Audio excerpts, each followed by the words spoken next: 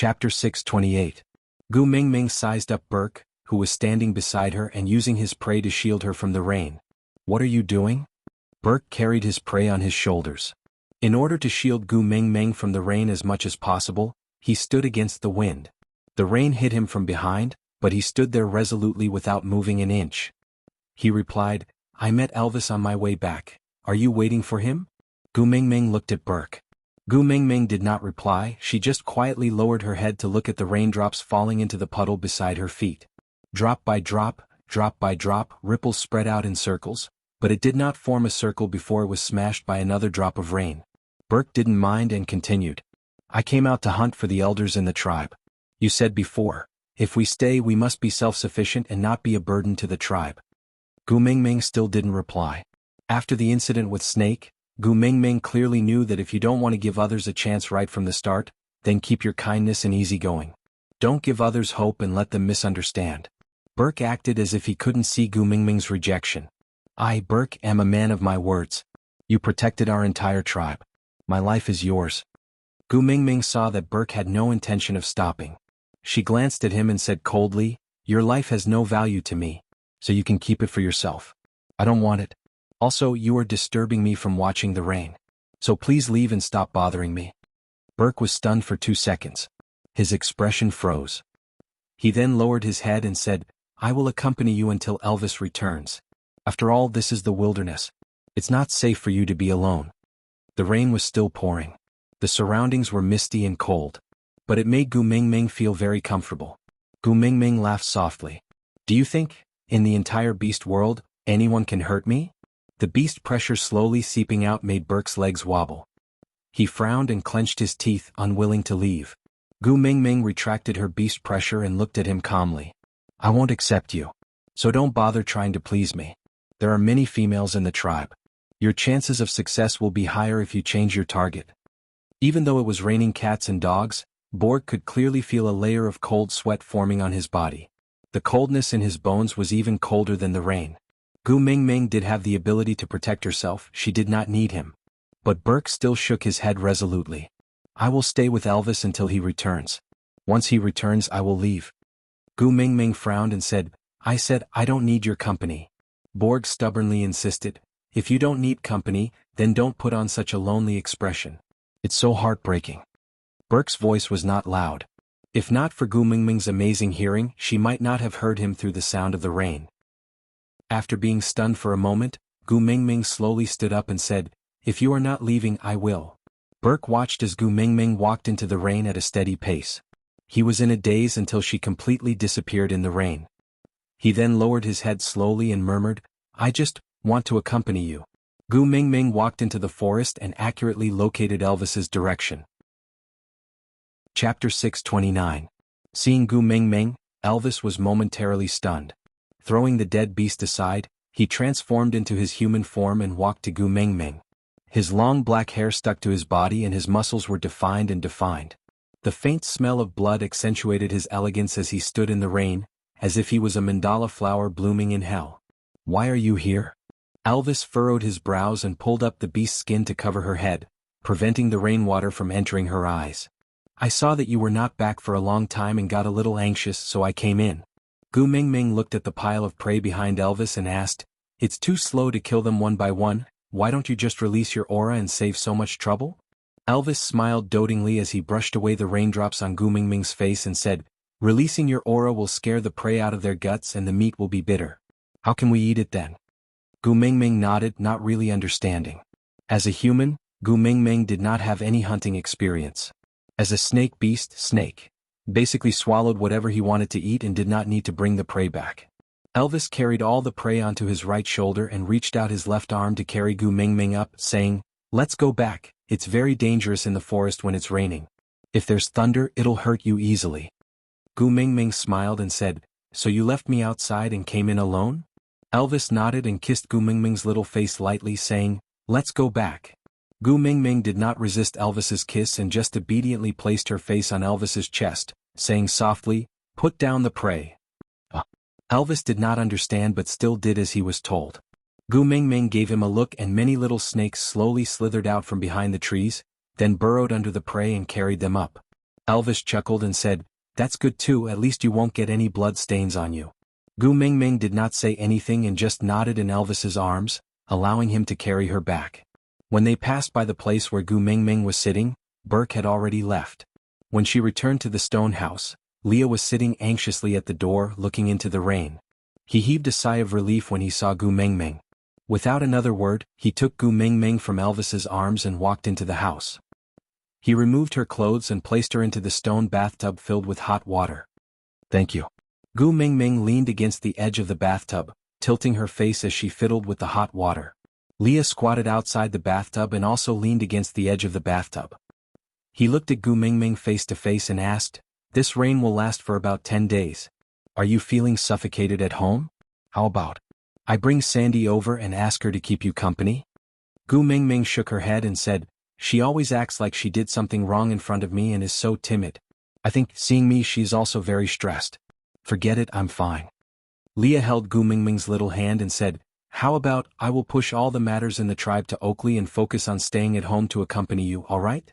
Gu Mingming chuckled and asked, "It's just accompanying Elvis to hunt, why are you so nervous?" Chapter 630. Gu Mingming was taken aback. She chuckled and said, "Burke was here just now?" Leah nodded. "When I came back I realized that both you and Elvis were not around. I was afraid that something might have happened to you, so I went out to look for you. I met Borg, who had just returned from a hunt, and he said..." Gu Mingming chuckled. "You said I look very lonely sitting in the rain, as if I need someone to accompany me?" Leah hesitated for a moment before nodding. Frowning slightly, his long and narrow eyes filled with heartache. His voice was as gentle as the moonlight. His slender fingers brushed past Gu Mingming's face and stopped at her left ear. "My female needs someone to accompany her, and it's actually another male telling me I must be a failure." Gu Mingming held Lee's hand gently and placed it on her face. With a gentle gaze she said, "I'm just accompanying Elvis to hunt and taking the chance to relax. I'm not alone and you're not ignoring me.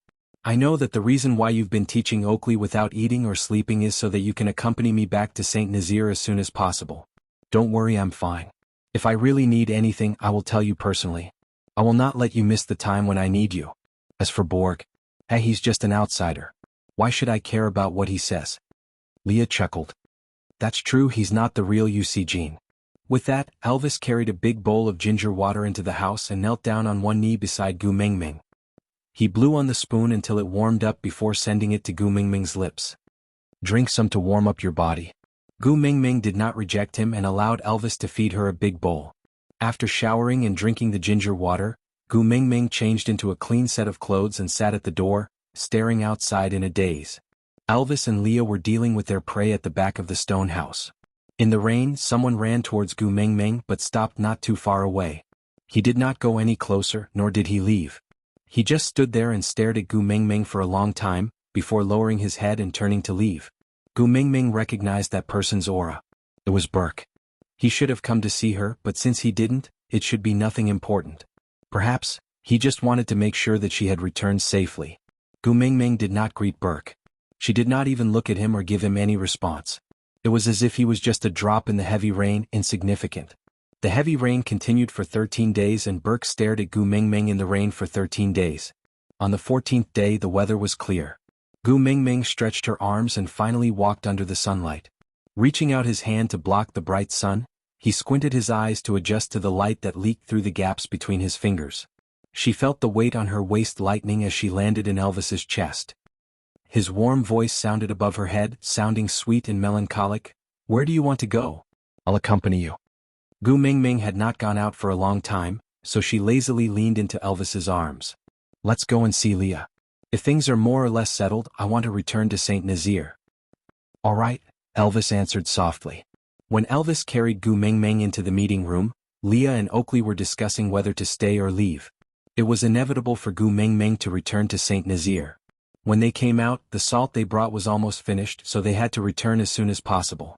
But the problem now was who would follow Gu Mingming back to St. Nazir, and who would stay in Solder to guard the branch. Out of topic, today's update had ended. It was almost March and Susu was working hard to save her chapters, preparing for the explosive update in March. My babies, please keep looking forward to it. Also, it was almost the end of the month, the monthly ticket would expire. Chapter 631. Ming Ming. Li's face was filled with fatigue, but his eyes still lit up when he saw Gu Mingming. There was a chair in the main seat of the meeting room which had the feel of the Hall of Justice. Other than Gu Mingming, no one else dared to sit on that chair, even Leah had never sat on it before. Gu Mingming did not have much feelings towards such formality, but Elvis would always put her in that position every time she came over, so she got used to it after a while. Leah sat beside Gu Mingming's legs and laid on her knees to look up at her. His furry tail swayed gently and finally landed in Gu Mingming's arms. No matter how tired he was, he still smiled blissfully and asked, "It's rare for the weather to be clear, why did you come to the meeting room instead of walking around?" Gu Mingming fiddled with Li's tail, which was getting firmer by the day, and looked at Oakley, who had not spoken to her properly ever since her identity as the messenger of the beast deity was verified. She said, "I came to see how busy you guys are and if there's anything you need my help with." Oakley lowered his head and stood at the side respectfully. He said, "I am discussing with Mighty Leah about the candidates to follow you back to St. Nazir. Mighty Messenger, please tell me if there are any of them you wish to bring along or leave behind." Gu Mingming looked at Oakley and did not speak for a long while. She pursed her lips and seemed to be in a trance. Back then he used a white fox to express his goodwill to her, followed her to gather honey without knowing anything, roasted meat with Barit and Colin outside Elvis's cave, and prepared rations before winter. It was as if it was just yesterday. Since when did that shy but clever Oakley become so distant and not dare to get close to her? Gu Mingming said, "In the past, we didn't talk like this." Oakley pursed his lips and lowered his head. "In the past, you were not the messenger of the beast deity." Gu Mingming sighed softly and did not say anything else. It was very difficult to maintain a basic friendship between males and females. That boundary was too difficult to grasp. Snake was the best example. Perhaps this was already the best outcome. Without further ado, Gu Mingming rubbed her temples and said, "The original tribesmen of St. Nazir can stay if they want. Those who don't, follow me back. Burke and the newly joined tribesmen must all follow me. As for the Snow Fox clan, except for Leah, everyone else will stay." Oakley frowned and thought for a moment before replying, "Other than Lord Leah, I'm afraid those few elders will be thinking too much." Gu Mingming chuckled and said, "Don't they like to worship the esoterica? I'll leave a set of secret manuals for them to worship, so they won't make trouble again." Oakley lifted his head and looked at Gu Mingming in confusion, not saying a word. Gu Mingming asked Oriton and Barit to bring back 2 large stone slabs. The size was comparable to the blackboards in school, and the surface had been polished to be extremely smooth. Then they dipped a branch into the ashes left over from the fire and wrote some words on the stone slab. Then Elvis, Leah, Oriton and Barit used their sharp claws to slowly carve the inscriptions on the stone slab along the traces left by the ashes. It would take 3 days for everything to be done. Leah stared at the stone tablet for a long time, then pointed at one of the tablets and asked, "Ming Ming, what's written on it? Can you tell me?" Chapter 632. 36 Stratagems? Leah looked at Gu Mingming in confusion. Gu Mingming nodded and said, "Do you remember? You told me before that half of the esoterica in the Snow Fox tribe can only be learned by the leaders, while the other half can only be learned by the witch doctor." Leah nodded to show that he remembered. Gu Mingming continued, "The deduction skills you know are not from our world. Damn, it was most likely taught by the beast deity to the previous messenger, who then taught it to the witch doctor, and then passed it down from generation to generation. However, the secret manuals memorized by the leaders are very likely products of our era." Leah looked at Gu Mingming, then at the stone tablet that was carved with unknown symbols and said, "This 36 stratagems is one of them?"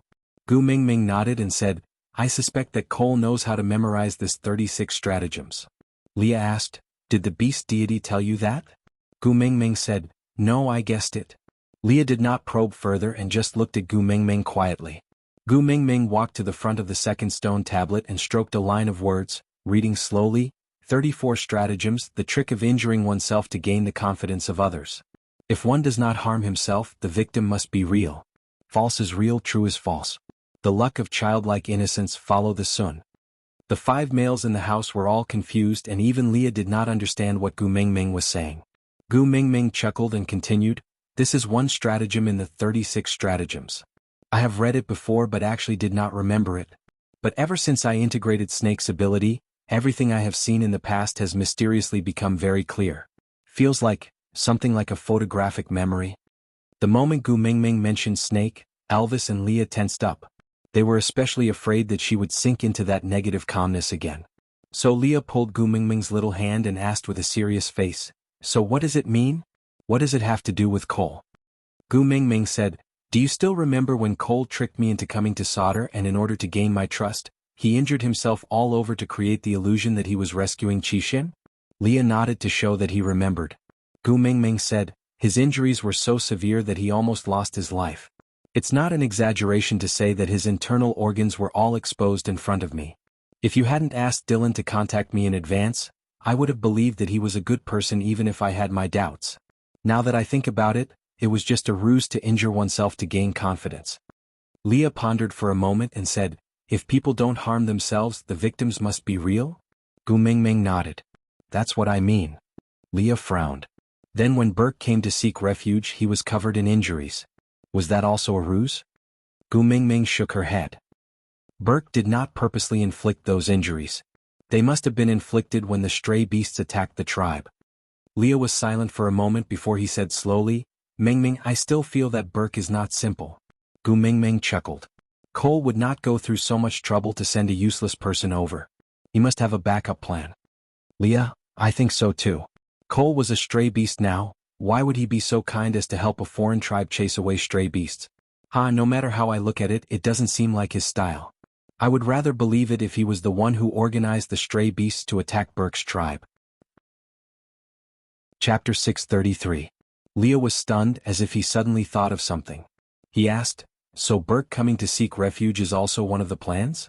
Gu Mingming nodded and took another step forward. She touched a line of words and said, "The seventh stratagem, create something out of nothing." It was a lie, not a lie. It was all a lie. Xiaoyin Taiyin Taiyang. Leah did not really understand the explanation in this plan, but he was sure of one thing. Gu Mingming knew clearly that Burke's allegiance was not simple. Elvis took a step forward and stood beside Gu Mingming. He frowned and said, "Since there's something wrong with Burke, there's no need to bring him back to St. Nazaire. I'll go there later and settle it on the spot." Gu Mingming held onto Elvis's arm and shook her head lightly. She took 2 steps back and pointed at another line of words. With a cold gaze she said, "The 30th stratagem, reverse the situation. Take advantage of the gap to step in, choke the host, and gradually advance." Li's hand gently brushed past a line of words and finally met Gu Mingming's hand. With a light grip, he held her little hand in his palm. There was a hint of a smile in his long and narrow eyes. "Mingming is planning to use Burke to lure Cole out?" Gu Mingming nodded and said, "Although I still don't know why he inserted Burke, but there's no harm in countering his moves. If he wanted Borg to work for him, he would have to meet Borg on a regular basis and exchange information. So as long as we keep an eye on Burke, we can definitely wait for Cole." Leah held Gu Mingming's hand and tugged her gently towards him. Looking into her eyes, he said gently and lovingly, "I know you are anxious to save Qixin, but you have to promise me that you will not put yourself in danger, all right?" Gu Mingming chuckled. "How long more do you need to get used to the Beast King's powers in my body?" Leah shook his head, his gaze still focused on Gu Mingming's face. With a serious and cautious expression he said, "In terms of power, no one can match up to you. But back then when we were fighting Cole, neither Elvis nor I were his match. If Cole really knows how to use the things on the stone tablet, we have to be extra careful." Gu Mingming nodded, indicating that she understood. It was easy to dodge an open spear, but difficult to guard against a hidden arrow. She understood this principle. "All right, let's first embed these 2 stone slabs into the wall, then cover them with animal skins." A half-arm deep groove had already been dug in the wall, and the large stone tablet was placed in it at a slight angle. Then it was pushed and stuck inside. Gu Mingming shook it lightly and realized that it was still very stable. She nodded her head in satisfaction, then took out 2 large pieces of beast skin and covered the notch. Only then did he invite the elders of the Snow Fox clan in. Ever since the bonfire party, the few elders had boasted of their virtue and prestige. After a period of time, they really did seem to have some sage-like demeanor. "This subordinate greets Lord Envoy." The few old foxes bowed respectfully to Gu Mingming. Gu Mingming raised her hand and went straight to the point. "These 2 days I will be bringing a portion of my tribesmen back to St. Nazaire. As for Solder, I will leave Oakley behind to manage the overall situation. I hope that the few elders can cooperate and support him." When these words came out, the elders were all stunned. Before they could even speak, their faces were already unable to maintain their composure. Chapter 634. Gu Mingming's emphasis on the word, trusted, indeed made the elders' eyes light up and the unwillingness on their faces visibly disappeared. Gu Mingming gave them a look and Oriton and Barit lifted up the beast's skin. The 36 stratagems, engraved on the stone tablet appeared in front of the few old foxes. The few elders' eyes widened. Although they did not recognize the words on it, they clearly knew that it was the symbol of the beast deity. Then they hurriedly knelt down and kowtowed 9 times towards the stone tablet. Gu Mingming suddenly thought of the days when she worked at the amusement park.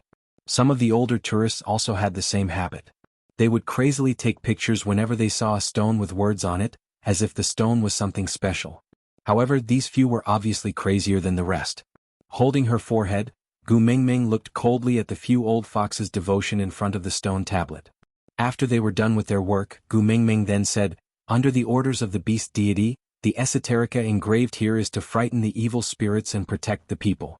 The few elders are highly respected and are the best candidates to protect it." But Gu Mingming purposely dragged out her words and sized up the anxious elders from the corner of her eyes. Seeing that they were about to pounce on her, she then continued, "But Oakley is still young after all. It seems like a grievance for the few elders to stay behind and cooperate with him. Of course, although I am the messenger of the beast deity, I am also a democratic person. I respect the opinions of the elders. If you are not willing, I will not force you." An old man was the first to kneel down and prostrate himself at Gu Mingming's feet. He said, "We are the most loyal servants of the messenger. It is our duty to share the messenger's burden. There is no grievance, no force. Protecting the esoterica is our honor. Great messenger, please grant us our wish. I am willing to stay behind and cooperate with the witch Dr. Oakley." With one taking the lead, how could the rest be willing to fall behind? Thus, Gu Mingming used 2 stones to settle these few old foxes. After a round of consolation, the elders left the meeting room with tears streaming down their faces, feeling extremely gratified. Gu Mingming heaved a long sigh of relief. She leaned against her seat tiredly. Leah stood at the side and wrapped his arm around Gu Mingming's shoulders. He wrapped his arm around her neck and gently rubbed her temples. He said, "Why do you have to entertain them personally? You can leave these matters to me." Gu Mingming looked up with a smile. "You have been working hard for half a month so that I can return to Saint Nazir as soon as possible. You even have dark circles under your eyes." Leah touched his eyes instinctively and asked worriedly, "Am I ugly?" Gu Mingming chuckled. "Didn't you claim to be the most handsome male in the world?" Chapter 635. Oakley frowned, looking like he had a lot on his mind. He wanted to say something but stopped himself. Gu Mingming looked up at Oakley and said, "Just say what you want to say, don't hold it in and cause internal injuries." Oakley hesitated for a moment and said, "This stone tablet, is it really all right to leave it here? What if Cole's men secretly come to snatch it?" Gu Mingming chuckled and said, 36 stratagems is just an ordinary book in my world and anyone can read it. But knowing how to read and knowing how to use are 2 completely different concepts. Let's not talk about the fact that the people here don't know these words. Even if they do, how much do they know?" Oakley did not understand and asked, "Didn't you say that Cole knows how to use it?" Gu Mingming looked at Leah and then at Oakley and smiled. "Cole knows how to use 36 stratagems not because he knows how to read, but because his father's generation after generation memorized it and passed it down to him. He may be smart and knows how to use it, but he is obviously not mature enough. To understand these stratagems, you need to use some historical references. 36 stratagems without any historical references is like a martial arts esoterica without any internal techniques. It's just an empty shell and won't be able to kill anyone." Oakley looked at Gu Mingming, not fully understanding, then at Leah. Leah rubbed Gu Mingming's head with a doting expression, then glanced at Oakley and said, "Listen to Gu Mingming's arrangements, you don't need to understand, just do as I say." Oakley still felt uneasy but there was nothing he could do. After thinking for a long while, he looked up and asked, "If something happens in solder that I can't handle, how do I inform you?" Gu Mingming looked at the door and said softly, "Stop hiding, come in." After some rustling, a male with a feminine face walked into the meeting room. He only looked at Gu Mingming from the corner of his eyes and bowed politely, saying, "Saintess." Snake had made her the saintess of the Snake King Valley and announced that from the moment she took up the position, the meaning of the saintess would be different from before. Snake had originally promised her to remove this title, but it was too late. Forget it, this title was also a memento left by Snake. Anyway, no one could force her to do anything, saintess it be. "Wabi, I sent you?" Gu Mingming asked. The snake beast nodded and replied, Wabi ordered us to stay by your side. If we encounter any trouble, we are to send word back to the Snake King Valley and let them resolve it. Gu Mingming chuckled. She knew very well that Wabi only wanted to protect her because of Snake. You stay in Sauter to help Oakley. If you meet with any troublesome situation, you just need a little snake to send a message to Saint Nazir, Gu Mingming said. The snake beast's face darkened. It glanced at Oakley and said reluctantly, I want to guard the saint. Gu Mingming sneered and slowly activated the Snake King's pressure in her body. The snake beast trembled and knelt down. Its forehead was covered in sweat and it bit its lower lip, not daring to resist. Gu Mingming slowly retracted her pressure and said, Keep your useless worries and obey my orders. The snake beast replied with a trembling voice, Yes.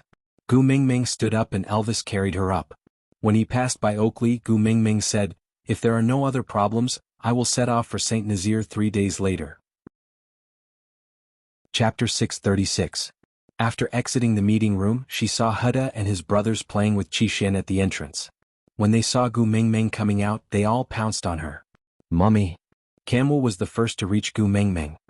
He raised his little face and asked, Are we going home? Gu Mingming wanted to get down from Elvis's arms, but Elvis hugged her even tighter. He looked down at Kanwu from above and did not say a single word, but there was an aura of hurry and get lost. Gu Mingming knew that Elvis was competing with Kanwu again, but she could not embarrass him in front of his son. So she patted Kanwu's little head and replied gently, Yes, we will set off in 3 days. Are you happy? Kanwu also completely ignored Elvis. He nodded and said, I'm happy. I can participate in the hunt with the big tribe on the way back. Jianghu also chimed in. Yes, there are not so many things to do on the way back. Daddy Leo will have time to teach me the art of deduction. Huda looked at Qixin in his arms. He smiled especially amiably and had a maturity that did not match his age. Will you wake up when we return to a familiar place? Gu Mingming looked at Qixin without saying a word. She was silently calculating in her heart. What was Cole planning by pushing Burke to her side? Everything had a motive. So what was Cole's motive? It seemed like she had to start with Burke to capture Cole. Gu Mingming turned back to look at Barit. Call Burke over. Barit nodded. He did not say a word. He just turned around and walked towards the edge of Sauter. Oriton followed for 2 steps before looking up at Gu Mingming. He said expressionlessly, I will go hunt and then share a meal. Gu Mingming chuckled. There are so many beauties in Sauter. Have you not taken a liking to any of them? Oriton did not seem to understand what Gu Mingming meant. He looked at her in a daze. He did not speak or move. Gu Mingming said, Find a suitable female to start a family with. It's not a good idea to always share a meal with me. Oriton said, I am your guardian beast. I cannot start a family with other females. Gu Mingming shook her head. You don't like me, do you? Oriton lowered his head slightly as if he was thinking seriously. Then he shook his head and said, I like you. Gu Mingming was slightly surprised and asked, You like me? What do you like about me? Oriton replied very seriously, Your family's food is the best. Gu Mingming was taken aback for a moment before she suddenly laughed. Their personalities are so different, but why are they so similar in terms of gluttony? Oriton did not know what Gu Mingming was smiling about. He turned to look at Elvis and realized that his face was filled with gentleness. His pair of blue eyes curved into a curve as Gu Mingming smiled. Oriton could not really understand the feeling of having all his emotions affected by a female. He did not know if all females had this ability or only Gu Mingming had this ability. For someone like him who had almost forgotten his emotions, who knew if he could be saved if he mated with Gu Mingming? One day in the future, would she be able to smile unknowingly like Elvis? Chapter 637. Gu Mingming did not insist any further. She no longer had the passion she had when she helped Sandy and Colin build the bridge. She did not want to interfere too much in other people's lives. When Elvis carried Gu Mingming back to the stone house, Barit and Burke were already waiting at the door. Barit straightened his back when he saw Gu Mingming. His long, soldier-like face had become even more resolute in the past 2 months and he was even more taciturn. It was as if other than in front of Gu Mingming, he did not even open his mouth to speak much. I've brought her. Barit opened his mouth as if he was reporting for work, concise and to the point. With that, he returned to stand behind Elvis and continued his role as the messenger's guard. He did not speak much and did not steal the limelight. If one did not look closely, he would look like a background version of Gu Mengmeng. Elvis carried Gu Mengmeng and sat on the stone steps at the door. Leah swayed his tail and walked past Burke. He paused for a moment and chuckled. He did not say anything and just walked to the simple stove to start a fire. Gu Mengmeng sat in Elvis's arms lazily. She glanced sideways at Burke and smiled. 3 days later, I will be returning to St. Nazaire. You and your tribesmen can follow me back.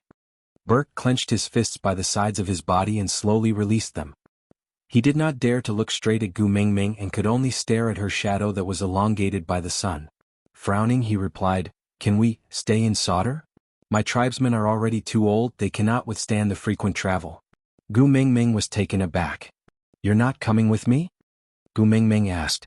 Could it be that Cole's motive for arranging for Burke to come here was not for her but to regain control of Sauder?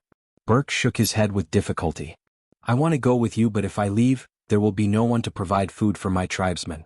Originally, the 2 half-orc females in our tribe could recruit family members through mating after joining a new tribe and continue to take care of our tribesmen. But Sauder did not lack females at all. How could 2 half-orc females snatch resources from the group of complete females who were at the top of the tribes? Even Maya and Sandy, who were considered average-level half-orc females, did not manage to recruit a single new member after coming to Sauder, let alone the old, weak, sick and disabled who were burdened with their entire families. Of course, Sandy was very satisfied with Colin and wouldn't give any other male a chance. Otherwise, just based on her identity as the best friend of the messenger of the beast deity, there would still be people who would be willing to mate with her. Gu Mengmeng nodded and did not force him. "Since that's the case, I won't force you. You can go back." Burke secretly lifted his eyes and stared deeply at Gu Mengmeng. Her lonely appearance in the rain made him toss and turn in bed, unable to sleep. He couldn't tell if what he saw on her face that day were tears or rain, but those clear eyes were calm without a trace of emotion. It made his heart ache and made him want to protect her. If he could, he wanted to stay by her side regardless of everything. He didn't want to let her sit alone in the rain, and he didn't want her to have any time to be lonely. But, in the end, Burke only replied with a "okay." He then turned around and left with heavy footsteps.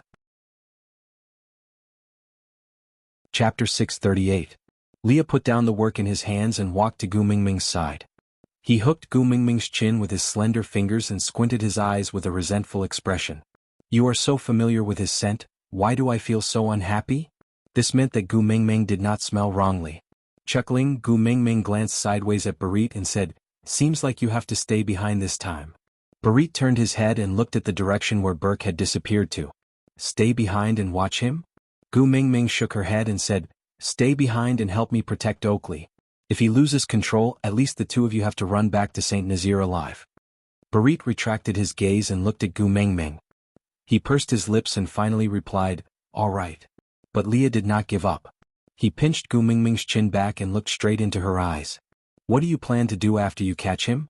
Gu Mengmeng laughed softly and said, "I also don't know. How far can I go for my son?" Leah raised his head and asked, "What if he requests to be your beast pet? Will you agree to him for Xianxuan's sake?" Gu Mengmeng looked up and stared straight into Lee's eyes. "Beast pet?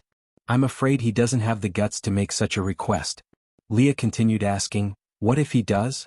What do you plan to do?" Gu Mengmeng's shoulders trembled as she smiled sinisterly. Her gaze was cold as she said, "If he does, I'll agree to him. Let's see if he has the life to enjoy the poison in my body." Gu Mengmeng frowned as she felt a slight pain in her chin and shoulder. But she did not resist. Elvis's voice exploded above her head like a subwoofer, hitting Gu Mengmeng's heart with every word. "I'm not dead yet." Leah held Gu Mengmeng's little face. There was a smile on his devilish and fairy-like face, but why did it look like a layer of ice had formed on his smile? "I'm still alive too." Gu Mengmeng smiled embarrassedly. I know. I was just saying casually." Lee's smile grew colder and colder. Even though his voice was calm, it gave off an oppressive feeling as if a storm was brewing. It was as if the air pressure within a radius of 100 meters around Leah had been pulled down. His body leaned forward slightly and his entire body enveloped Gu Mengmeng. His long and narrow eyes were filled with a dangerous and fatal seductive aura.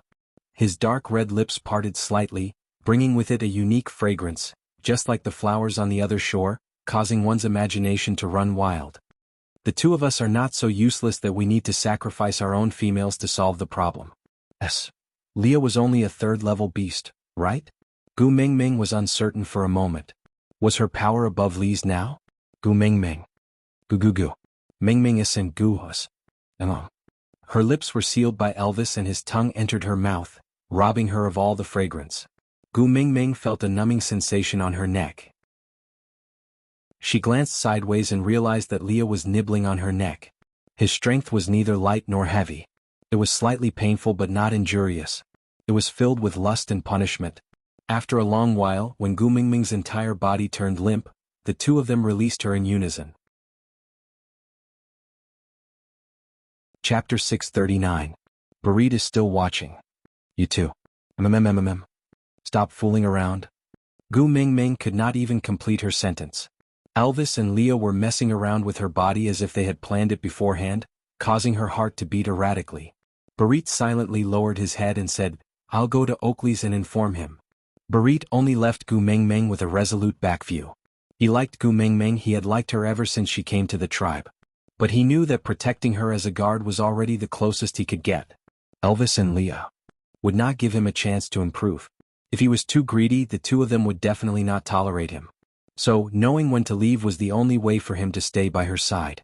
After Barit left, Elvis and Leah finally let Gu Mingming off after she repeatedly begged for mercy. Don't say such things again. Or else I will personally kill Qixian. Elvis said coldly. Gu Mingming pursed her lips, her gaze cold. This was the second time he said he wanted to kill her sons. Previously it was Xianhu, this time it was Qixian. Why were her sons so lowly in his eyes? Elvis seemed to know what Gu Mingming was thinking about. He straightened her body and made her sit face to face with him. Then he said cautiously, compared to you, everything else in this world is insignificant.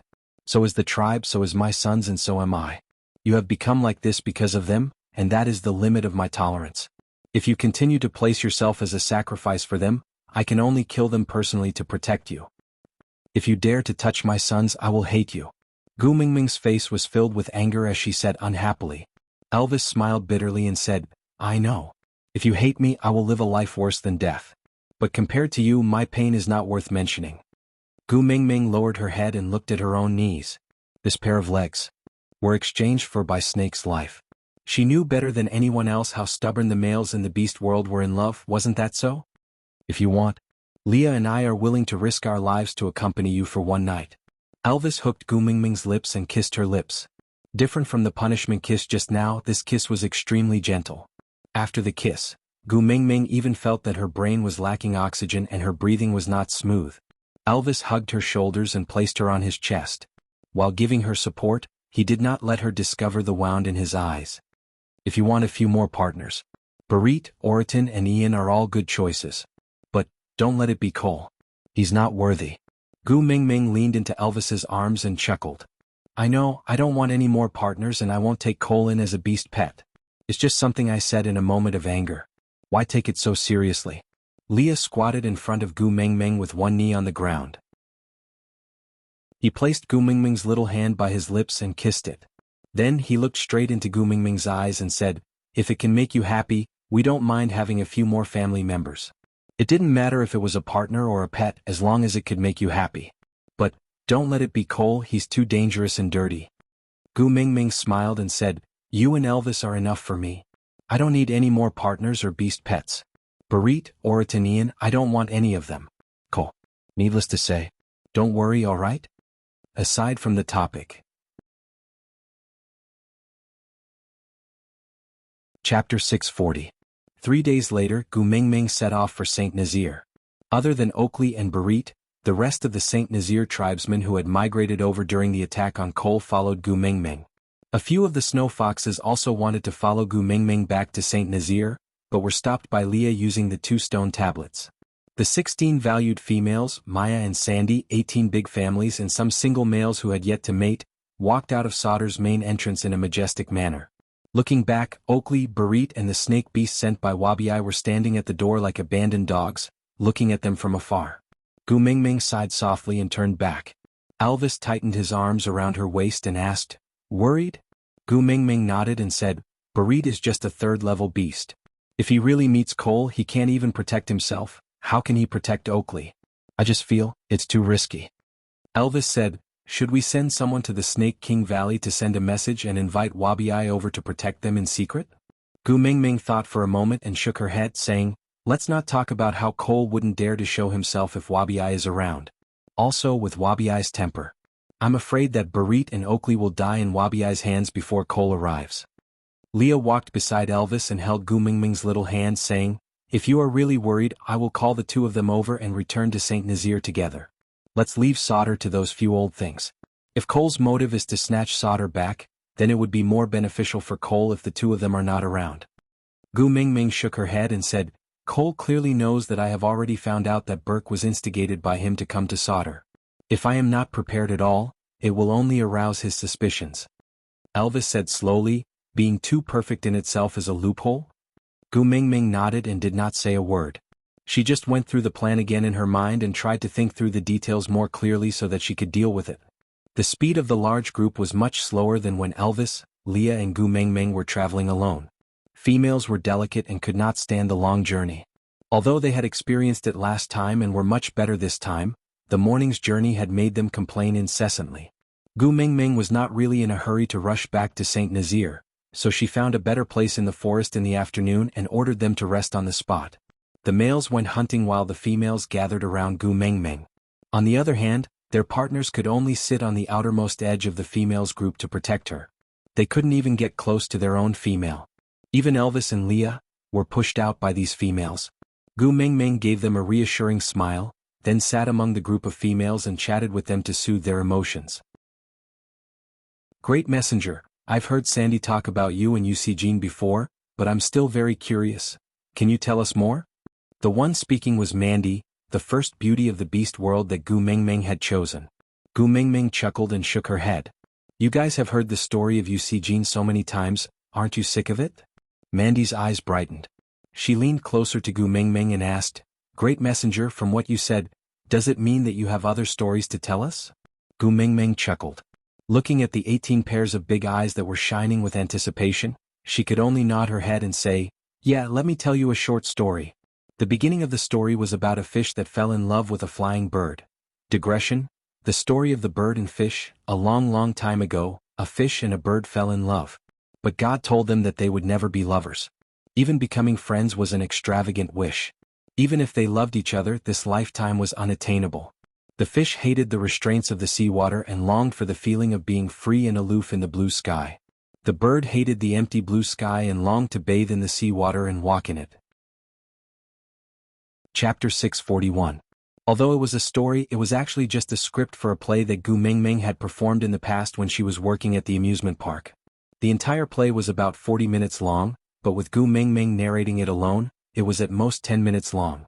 The people who went hunting returned one after another. From afar, Gu Mingming could see her two meat buns mixed in with the group. Jianghu stayed behind to take care of Qixin and pestered Leah to tell him some deductions, so he did not go hunting with them. Meanwhile, Huda and Kanwo followed the rest of the group. Seeing her sons, Gu Mingming's expression became much gentler. She clapped her hands and said, All right ladies, today's story ends here. Everyone go back to your own males and have a good rest. After dinner we will continue our journey in the afternoon. The females still wanted to hear more stories, but did not dare to pester them too much. Mandy and Sandy each took the lead to evacuate a few females before the rest of the group dispersed one after another. Mandy stood behind Gu Mingming, feeling rather bashful. She tugged at Gu Mingming's skirt and asked softly, That flying bird that fell in love with the fish, is it Ian? Gu Mingming was stunned for a moment, before shaking her head in exasperation. Everything about the beast world was good, except for this habit of letting one's imagination run wild. Gu Mingming gently held Mandy's shoulders and said, That's just a story, don't think too much about it. Hurry and go back. Your males are still waiting. Mandy nodded, but her eyes secretly peeked up at the treetops. Gu Mingming knew that this clearly meant that Ian was one of the main characters in the story. Forget it, let her fantasize all she wants. After sending Mandy off, the two meat buns that had returned from hunting ran to Gu Mingming. Mummy here. Kamwa's speed was always faster. Although Huda was the big brother, he was not Kamwa's match in terms of stamina. When Kamwa ran to Gu Mingming, Huda was still 5 to 6 meters behind him. Gu Mingming looked at the dead rabbit and gently rubbed Kamwa's head, saying, Kamwa is really awesome. Rabbits were agile, so it was very difficult to catch them. You are really amazing. Kanwu was extremely enraged after receiving the compliment. His azure blue eyes seemed to stare at Elvis. He clearly had a young and tender face, but it had an inexplicable sense of provocation. Elvis clenched his teeth and walked to Kanwu's side. He grabbed the back of his neck and lifted him up to eye level, saying coldly, "Don't you know the rules?" Kanwu bared his fangs and brandished his claws, but he could not even touch a single strand of Elvis's hair. Gritting his teeth, he said, "The prey is for my mother, it's fine as long as my mother likes it, why are you so nosy?" Elvis pinched Kanwu's face and forcefully turned his head to look at the dead rabbit. Then he said coldly, word by word, "Do you think my wife would like that ugly piece of trash whose skin and flesh were all torn apart?" Kanwu's face twitched. Kanwu choked and could not say a word. It was his first time participating in a hunt, and that rabbit was indeed too cunning, so, his death was a little tragic, but he still felt indignant after hearing Elvis's words. Kanwu's eyes lit up.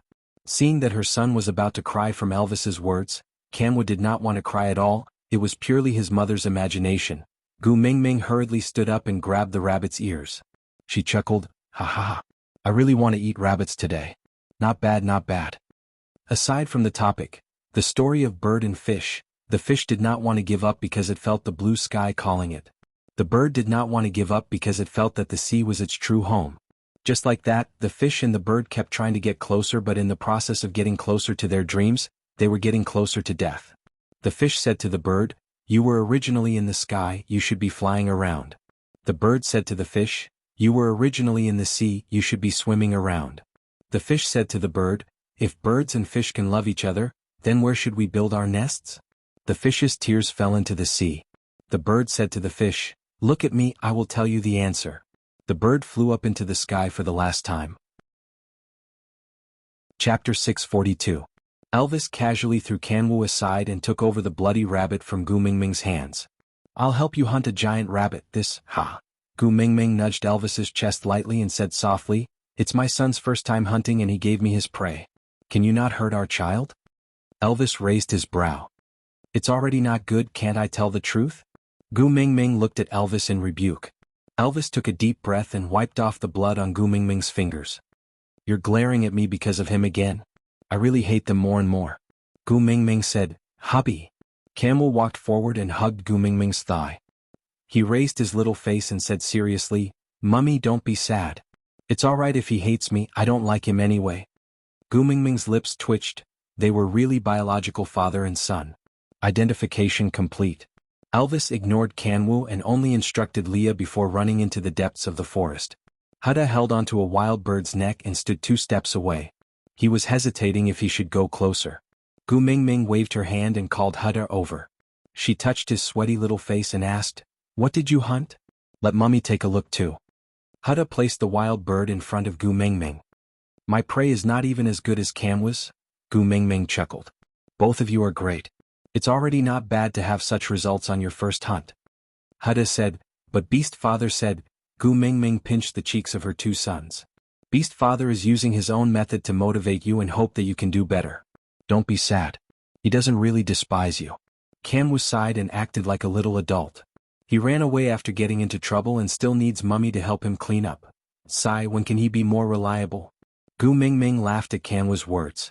She hugged him and kissed him. "Beast Father is afraid that we don't have enough food, so he went to replenish our prey." Kanwu hugged Gu Mingming's neck and kissed her on the cheek. Then he looked at Gu Mingming seriously with his azure blue eyes and said, "Forget it, don't help him explain. You already have enough troubles with such an unreliable first partner. But it doesn't matter. The 4 of us will grow up as soon as possible. At that time you don't have to count on him. The 4 of us will protect you." Gu Mingming chuckled and nodded. "Alright, I'll wait for my precious sons to grow up and protect me." Leah swayed his big tail as he held Jiaoyu's hand and walked over. With a light flick of his hand, Jiaoyu carried Qixin and stood together with Huda and Kanwu. Leah slowly squatted down beside Gu Mingming, wrapping his furry tail around her waist and pulling her into his arms. Resting his chin on his hands, he smiled amiably and said, "Brat, are you seducing my female?" Gu Mingming's face darkened. She slapped Lee's face and said, "Watch your words. He is my son." Kanwu sighed and shook his head. He placed one hand on Gu Mingming's shoulder and said earnestly, "Mummy, why don't you consider taking in a few more normal males? Like Bode or Colin from mother-in-law's family. Those who are not sick in the head. Chapter 643. Li's nonchalant words made Yuan Shiwu's hair stand on end. Today was the first time he had gone hunting with his tribesmen. It was nerve-wracking and exciting. Although he had only hunted a small rabbit and there was still a lot of room for improvement in his skills, but he had received a compliment from his mother. Not allowing him to go hunting from now on? Why not just chop off his 4 limbs and be done with it? He bared his teeth at Leah, looking like he was about to explode. He felt that if Leah was not carrying Gu Mingming in his arms, Xuanhu would definitely pounce on him and bite him. Jianghu tugged at Xuanhu lightly and whispered something into his ear. Xuanhu paused for a moment and smiled sneakily for a second. Then he instantly lost his temper and sat on the ground. He lifted his little face and looked at Gu Mingming with a pair of watery blue eyes, melting Gu Mingming's heart. He sniffled and pouted, looking like he was about to cry but could not. "Mummy, do you not like the little rabbit I hunted? You also despise the prey I gave you, right? So whoa. Jiaoyu's little scheme was too obvious in Gu Mingming's eyes. But seeing through everything did not stop her from feeling sorry for her son. Gu Mingming pinched Leah and struggled out of his arms to hug Xuanhu. She comforted him softly. "Xuanhu, be good. Xuanhu, don't cry. Mummy really likes the prey Xuanhu gave to Mummy. You have done very well. Mummy is proud of you." Xuanhu said, Whoa, but I can't hunt any more for Mummy. Sob. Can I no longer receive Mummy's compliments? Can I no longer take care of Mummy? Then I will be abandoned by Mummy and become a wild wolf that no one wants? Sob. Mummy. Xuanhu's unreasonable crying was, strictly speaking, illogical. But which mother in this world would not feel heartwarming when she heard her son trying so hard to take care of her, trying so hard to prove his capabilities in front of her? Gu Mingming patted Xuanhu's back lightly. Then she tilted her head and stood on Xuanhu's side without any principles. She glared at Leah and said with slight annoyance, "It's fine if Elvis is like this, but why are you like this too? What's the point of abusing your power to threaten a kid?" Leah was stunned for a moment after being scolded by Gu Mingming.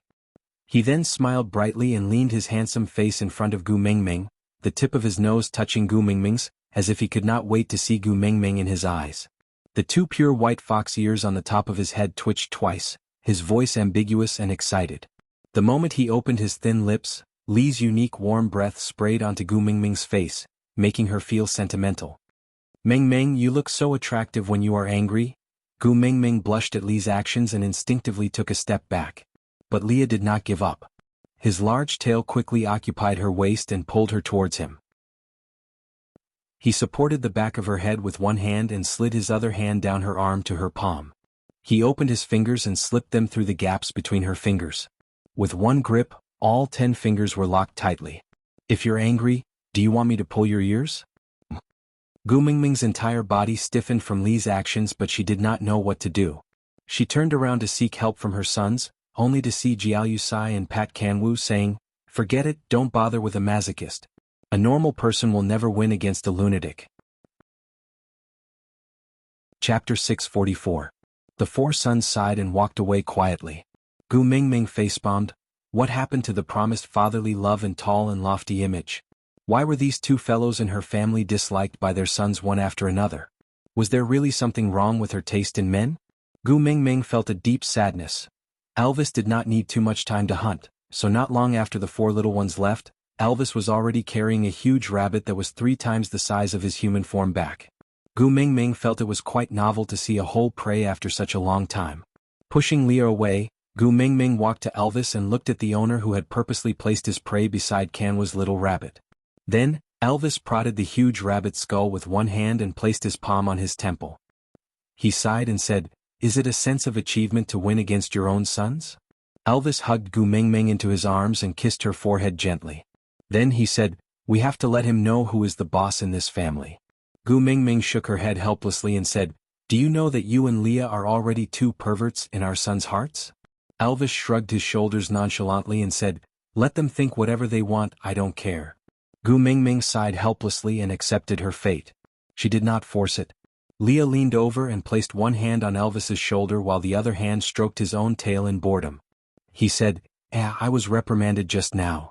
Elvis frowned and looked at Leah with a serious expression. He asked, "Really? Xiaoming reprimanded you?" Li's eyes lit up and he nodded his head excitedly. It was as if being scolded was an extremely honorable thing. Elvis was also a little agitated. He asked, "Anything else? Did you take action?" Lee's gaze darkened and he shook his head dejectedly. "No." Elvis also sighed softly and said regretfully, "Forget it, it's already not easy to lose your temper and reprimand someone. This is a good thing. Maybe we can take action next time." A thick sign was flashing on Gu Mingming's forehead. No wonder her son said that they were psychopaths who had masochistic tendencies. It was one thing for him to think of ways to make her happy every day, but now he had given up on himself to the point where he could be proud of making her angry? Gu Mingming took 2 steps forward and stretched out her 2 little black hands. She grabbed Elvis's ears with her left hand and Lee's right and pulled them towards her. She asked with a smile, "How is it? Are you satisfied?" The eyes of the wolf and fox, whose ears had been twisted, lit up. They were like lottery winners sitting in front of the TV who had won the first prize. He hugged Gu Mingming excitedly, one black and one white, sandwiching Gu Mingming in the middle, forming a human wolf-fox sandwich. "I can't breathe." Gu Mingming roared with a face full of despair. Elvis and Leah then calmed down and released her. Leah held onto Gu Mingming's shoulders and said, "That's great, Gu Mingming, you can finally be angry. During this period of time, you haven't laughed or made a fuss. It's making my heart ache. It's good that you're angry. It's good that you have mood swings. I'll go cook for you. It'll be ready soon." With that, Leah kissed Gu Mingming's face heavily. Then he swayed his tail and went to deal with the giant rabbit. It was not an exaggeration to say that Gu Mingming saw countless blooming flowers spinning around Leah.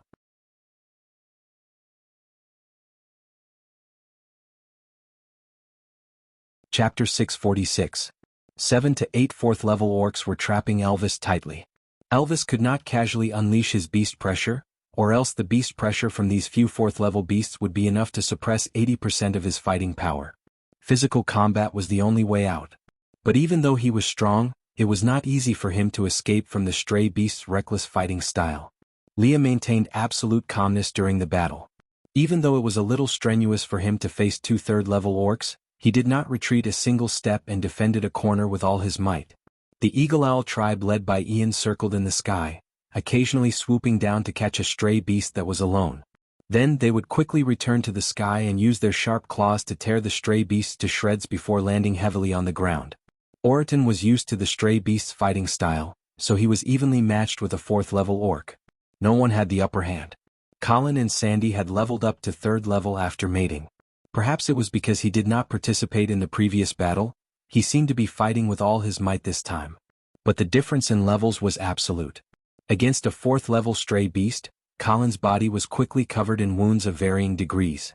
The rest also fought fiercely with their families as a unit. The scene was bloody and violent, with broken limbs flying in front of Gu Mingming's eyes. She thought she would be afraid, but the heat in her heart was not fear, but excitement. She wanted to participate in the battle, and even tear the enemies apart with her own hands. Gu Mingming was very clear that this excitement did not belong to her, but to Snake's boiling blood that had settled in her body. Sandy's face was pale with fright, and she clutched tightly onto the corner of Gu Mingming's clothes, unwilling to let go. Gu Mingming pursed her lips and stuffed the bun that was guarding her in place of Elvis into Sandy's arms, saying, "Help me look after these 4. Lowering her head, Gu Mingming was stunned for a moment. Then an explosion sounded in her head, as if a bolt of lightning had struck her brain. "Where's Xianhuan?" Gu Mingming asked angrily. Huda carried Qixian in his arms, shielding Jianghu behind him. He was clearly very afraid, but he still had to pretend to be calm and protect his brother. Hearing Gu Mingming's question, he then realized that Xianhuan had disappeared. He looked around frantically, but there was killing and blood everywhere. Huda's tiny body kept trembling as if his throat was locked, he could not say a single word. Gu Mingming frowned and squatted down to look straight at Huda. She held onto his little shoulders and said, "Huda, Mummy is going to look for Xianhuan now. You are the eldest, you have to take good care of your younger brothers. Before Mom comes back, find a place to hide and protect yourself and Aunt Sandy, okay?" Huda trembled and nodded, clearly afraid but still determined. He was the eldest brother and he could not be weak at this time. Gu Mingming looked up at Sandy and said, "Help me take care of the child, I will be back soon." Sandy nodded with much difficulty, tears welling up in her eyes. She was clearly so scared that she wanted to cry, but she still let go of Gu Mingming's hand. Biting her lips, she reminded, "You have to be careful." Gu Mingming did not hear Sandy's reminder. because after leaving that sentence, Gu Mingming had already turned and dashed into the battlefield filled with killing. She did not have sharp fangs or claws, but she opened up a bloody path. As she walked past, she accurately slapped all the stray beasts to the ground. Chapter 647. Gu Mingming's eyes kept searching for Kanwa's figure amidst the chaotic killing. A wild jackal with bloodshot eyes leaped up after biting off an orc's throat, pouncing towards Gu Mingming. Gu Mingming's eyes did not see the incoming danger. Instead, her body reacted instinctively based on Rasnella's battle memories. She lifted one leg in an instant, and the moment her height exceeded the jackal, she slammed it down harshly. Her heel directly smashed onto the jackal's nose, creating a huge pit when it landed on the ground. Gu Mingming did not lower her head to look, but continued searching for Kanwu. The jackal only had half a head left, and its brain matter was splattered everywhere. However, no one showed any mercy. Gu Mingming did not emit her beast pressure but still attracted the attention of the stray beasts like a magnet. Perhaps it was because a female walking around in the battlefield was too eye-catching that the stray beasts all resorted to extreme attacks to get rid of the entanglement in front of them. They then surrounded Gu Mingming in twos and threes. Elvis was afraid that Gu Mingming would be hurt. His eyes were bloodshot and he could not care less about hurting himself. He released his beast pressure and instantly suppressed the few fourth-level orcs surrounding him. He then quickly ran to Gu Mingming's side and protected her in his arms. "Why did you run out? Are you hurt?" Gu Mingming's gaze was still darting around. She said anxiously, "Kanwu is missing. I want to find him." Elvis frowned and his eyes shone fiercely. "You are putting yourself in danger for that little wolf pup again." Gu Mingming pushed Elvis's hand away. She raised her leg and kicked away the stray beast that had recovered from Elvis's beast pressure and was about to attack her from behind. She then shook her head and looked at Elvis. "This level of attack is not dangerous to me." Elvis clenched his teeth and said harshly, "The most regretful thing I have done in my life is to let you give birth to them." Elvis carried Gu Mingming by the waist and spun her around to protect her against his chest. He turned around abruptly and glared at the bloody beast less than an inch away from his neck with his bloodshot eyes. He squeezed out 2 words through his teeth. "You're courting death." The thick tail was like a steel whip as it viciously lashed at the waist of the ambusher. The stray beast was sent flying 7 to 8 steps away, its intestines and innards scattered along the way, finally disappearing into the bloody ground. Gu Mingming separated herself from Elvis's arms and said, "Let's split up and search. We must find Kanwu safe and sound. I can't have another son whose life is uncertain." Elvis really wanted to bite Kanwu to death after finding him, but when he met Gu Mingming's worried eyes, he still nodded. He frowned and said, "You're not allowed to get hurt." Gu Mingming nodded in agreement. "I know. You be careful too." With that, Gu Mingming continued to look for Kanwu in another direction. On the other hand, Elvis clenched his fists and forced himself to turn around as well. He wanted to find that bastard son who was courting death on the battlefield as soon as possible. Only then could Gu Mingming stay at the back with peace of mind and not enter this filthy and bloody battlefield. A white figure flashed into Gu Mingming's eyes. The snow fox that was supposed to be spotlessly white was now covered in a sinister red color. Its flesh was flipped and blood was flowing out. Leah was injured.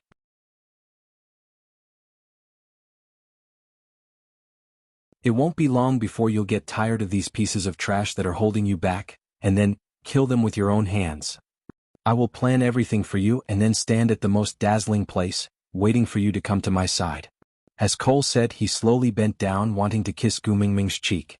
However, when he was only an arm's length away, he felt an intense pain on his face. Cole paused for a moment and stepped back. When he touched his face again, it had already started to rot. Cole clutched his wound and stared fiercely at the snake-shaped mark on the back of Gu Mingming's neck. His eyes were filled with venom as he said coldly, "Snake, you're still hindering me even after you're dead. One day, Agu will cut off your mark for me and let you completely become a dead snake." Dead snake. Aside from the topic, today's update has ended. Babies, there are still 4 more days before February ends. Chapter 649. Swaying. The whole world was swaying. Everyone fell one by one in front of Gu Mingming, be it enemy or friend. The blood droplets seemed to be flowing in reverse, floating up from the ground drop by drop, hovering in the air to form a huge blood ball of the same size as the moon. Then it exploded in an instant, and all the blood pierced towards Gu Mingming like sharp kunai. Gu Mingming stood rooted to the ground, unable to move, and could only watch as the blood blades shot towards her eyes. A mouthful of fresh blood sprayed onto Gu Mingming's face, and the familiar smiling face became increasingly blurry in front of her. His slender fingers gently caressed her face, and a weak voice that was almost inaudible rang beside Gu Mingming's ears. Mingming, it's good that you're all right. The originally fluffy and white tail was filled with mud, and Li's devil-like face slowly slid down in front of Gu Mingming. Gu Mingming's throat seemed to be tightly locked by something, and she could neither cry nor move. She could only watch as Leah fell into the pool of snow, with a pair of long and affectionate eyes still staring at her with a smile. Even though it was dim and lifeless, it still could not conceal the sense of relief and heartache. Leah. Gu Mingming suddenly sat up, her head full of sweat accompanied by a sense of dizziness. She tilted her body and fell into a warm embrace. The furry tail was gently stuffed into her arms, and Gu Mingming instinctively hugged it tightly. Turning her head, she looked at the smiling face right in front of her with misty eyes, and heard him saying gently, "Mingming, I'm here." Gu Mingming pounced into Li's arms, crying out loud. That dream was too realistic. It was as if she had really experienced Li's death once. "Mingming, don't be afraid, it's all right now." Leah hugged Gu Mingming lightly, patting her back gently, soothing her emotions. After crying for a while, Gu Mingming finally calmed down and sobbed, "I dreamed that you died." Leah chuckled softly, using his fingers to lift Gu Mingming's chin. His long and narrow eyes were deep and affectionate, and his voice was as gentle as the spring breeze. His thin lips parted slightly. "You saved me, so I won't die. Don't be afraid, don't be afraid." "I saved you?" Gu Mingming was stunned for a moment before she recalled that fight. The last thing she remembered was a stray beast pouncing at the heavily injured Leah. Leah barely dodged it but exposed his abdomen to the other stray beast. She was so scared then that her brain lost control of itself and lost all rationality. And then, Gu Mingming widened her eyes and looked around, shouting, "Elvis! Where is Elvis?" Someone pressed on her head and a figure shrouded her from behind. He took Gu Mingming from Li's arms and placed her on his chest. He kissed Gu Mingming's little face and said in a hoarse voice with a tinge of laziness, "I'm fine, don't panic." Gu Mingming hugged Elvis back tightly and heaved a long sigh of relief. When her heartbeat returned to normal, Gu Mingming then said, "I remember, you vomited blood." Elvis played with Gu Mingming's long hair and replied softly, "Yeah. Did I hurt you?" Gu Mingming lowered her head, her heart filled with guilt. "You clearly told me not to release my beast pressure so easily, but I'm sorry." Chapter 650. Leah stood at the side and chuckled, looking at her with a gentle gaze. This stray beast attack may have been a disaster to Saint Nazir, but to Elvis and Leah, it was salvation. In this battle, Gu Mingming's emotions suppressed by Snake's memories seemed to have been released. She gradually revealed her original self, be it anger, worry, or shyness. They knew that their Gu Mingming was slowly returning to her. This was a good thing, although the price was a little heavy. Elvis kissed Gu Mingming until her entire body went limp, before releasing her reluctantly. Gently wiping away the saliva at the side of her lips, he smiled as if he had not had enough. Gu Mingming straightened her body, lowered her head and asked softly, "Xianhu?" Elvis's smile instantly turned cold. His gaze drifted to a place not far away, his voice carrying a strange calmness as he said, "I found him, he's fine." Gu Mingming heaved a sigh of relief, finally calming down completely. Raising her head, Gu Mingming looked around, realizing that she was no longer at the place where she was ambushed by the stray beasts that night. That's right, blood flowed like a river there. The first thing Elvis and the rest did when they woke up was naturally to leave as soon as possible, in case the stray beasts had any more tricks up their sleeves. Gu Mingming wanted to stand up to check on the children, but after supporting herself, she realized that her entire body was so weak that it was almost impossible for her to stand up. Leah carried Gu Mingming up and said, "Snake's power far exceeds the limits of what your body can handle. Forcefully unleashing his power has damaged your meridians. If not for the Beast King's regenerative abilities, you would have already been smashed into a pool of blood by the beast pressure you released." Gu Mingming did not struggle, she just secretly turned back to look at Elvis. Something was wrong. In the past, as long as Elvis was around, he would never let anyone carry her, but today he had handed himself over to Leah. And when he stood up, he actually held onto a tree. Although it did not look like much effort, but when had Elvis ever held onto anything to stand up? Something was wrong, something was definitely wrong. If, even with the Beast King's powers protecting her, she almost turned into a pool of blood, then how badly injured was Elvis, who forced himself to approach her while she was in a daze? Hubby. Gu Mingming bit her lower lip but could not say a word. Elvis looked up. His blue eyes were filled with indulgence and love as tranquil as the night sky. He stretched his hand out to caress Gu Mingming's little face, asking, "Do you want me to hug you?" As Elvis spoke, he reached out his hand to receive Gu Mingming. Gu Mingming clearly felt Li's hesitation. It had nothing to do with jealousy, he was worried about Elvis's health. Gu Mingming shook her head. She stretched out one hand with her palm facing up. "I want to hold hands." "All right." Elvis's large hand held Gu Mingming's little hand gently. He turned it around and placed the back of her hand by his lips, kissing it. Then, as if he was looking at the most precious treasure in the world, he held her little hand tightly in his palm. Leah and Elvis brought Gu Mingming to a big tree not far away. Hada was carrying Xianxian in his arms, sitting under the tree in a daze. Jianghu saw Gu Mingming from afar and rushed over. As for Xuanhuan, he was tied up with tree vines and hung upside down on a tree. Chapter 651. You. Gu Mingming was confused and asked, "Why are you here?" "I was worried about you. So I asked Barit to take care of my tribesmen for the time being. Once I see that you have safely returned to St. Nazir, I will return to Sauter. During this period of time, Barit has given my tribesmen a lot of prey and I will repay him double before winter." Burke was still sitting under the tree, looking up at Gu Mingming with a faint smile but not moving closer. Gu Mingming nodded, indicating that she understood. Then she looked at Elvis and then at Leah, asking, "Who hung Xuanhuan on the tree?" "Me," Elvis said with a hoarse voice. Gu Mingming frowned and turned back to meet Elvis's blue eyes.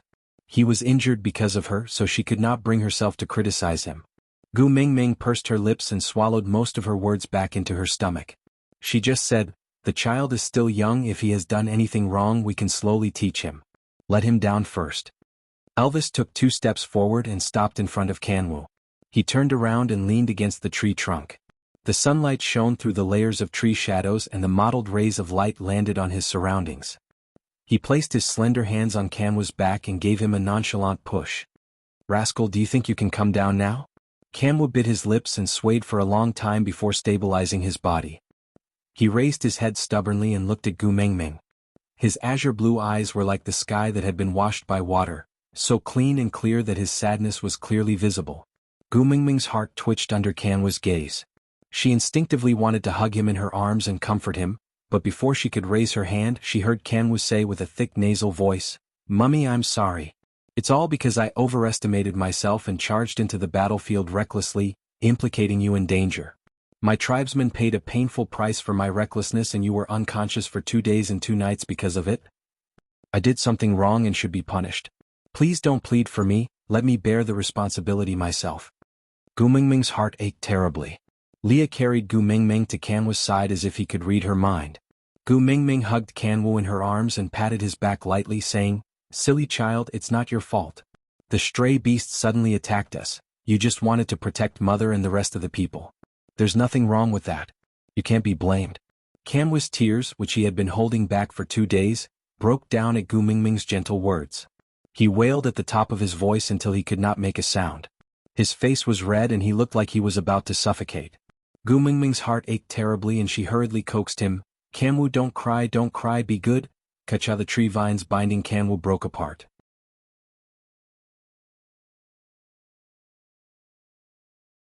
Chapter 652. Gu Mingming bit her lower lip and frowned, but she did not say a word. Being educated by a father was a key factor for a child, especially a boy, to establish the foundation of his personality. She could no longer remember what a father's reprimand looked like. But her son should not be like her. Elvis slowly squatted down, his face still shrouded in a layer of darkness. He looked at Xuanhuan with an unfriendly gaze that even carried a murderous aura. "You should think of ways to make up for your mistake if you know you made a mistake, and not apologize while shedding cowardly tears." Xuanhuan's tears were still welling up in his eyes, but he stubbornly bit his lip and forced his tears back. He just glared at Elvis as if he wanted to use this method to prove that he was different from what Elvis had said. Elvis sneered and pinched Xuanhuan's little face. He said with some disdain, "Your eyes are not bad. But, It is not wise to provoke a strong opponent that you cannot defeat. I will surpass you one day. One day. Kanwu roared. Elvis stretched out his sharp claws and swung it at Kanwu's back. Kanwu instinctively wanted to dodge, but he clenched his teeth and shut his eyes, using all his strength to control his body. He could not dodge, he could not run away. Otherwise, it would be equivalent to admitting defeat. There was no pain as he imagined. Kanwu secretly opened one eye and realized that the tree vines binding him had already broken into pieces, while he was completely unharmed. Elvis stood up and turned his back to Kanwu. He glanced sideways at him coldly and said, "The more afraid you are, the more you have to remain calm. Closing your eyes in front of a strong opponent is equivalent to giving up your own life." Kanwu staggered to stand up, his little fists hanging by his sides. His shoulders were raised and his chin was tucked into his collarbone. He looked up and glared at Elvis fiercely. Elvis turned around and did not look at Kanwu anymore. He said calmly, "You did not do anything wrong by rushing into the battlefield. Because my son is never a weakling that needs protection. Your fault is that you are not strong enough." Kanwu's little body seemed to be bearing a huge weight. His arms were trembling from his tightly clenched fists. He no longer roared but was unbelievably calm. His voice was calm and not timid. He said, "Hey, will you teach me? Teach me to become stronger." Elvis let out a low laugh. He turned around and glanced sideways, his lips curving into a contemptuous smile. His voice was full of sarcasm as he said, "On what basis?" Kanwu lowered her head and did not look at Elvis anymore. After staying silent for a while, she spoke again, "Before I surpass you, can you protect my mother well? If you weren't my son, these words would be enough for me to kill you." Kanwu took a step forward and raised her head to look at Elvis. There was an expression on her face that did not match her age.